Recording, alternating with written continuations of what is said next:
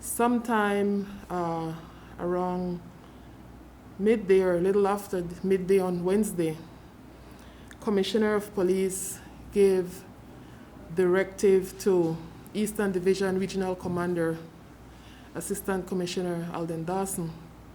And that directive was clear and specific to say that the persons gathered on the compound protesting must be allowed to remain on the compound as long as they remain peaceful.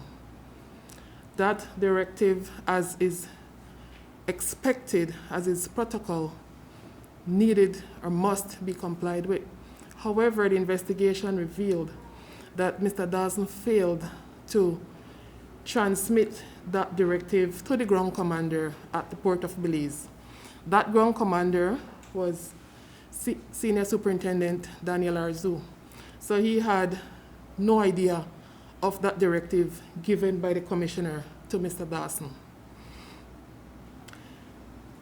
Just prior to that directive being given by the commissioner, assistance was required by the GSU for support to relieve some of the uniformed officers that were deployed out there for them to have their refreshment break.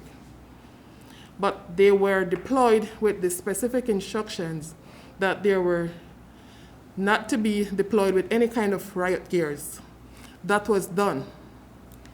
Subsequent to that, the commander for GSU arrived at the compound to do an assessment of the situation, bearing in mind his personnel are deployed out there on the request for assistance.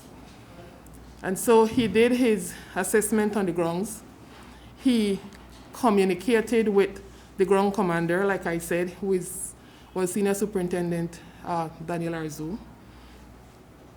The directive given to the commander for GSU, Mr. Lorenzo, is that the crowd gathered there needed to be removed.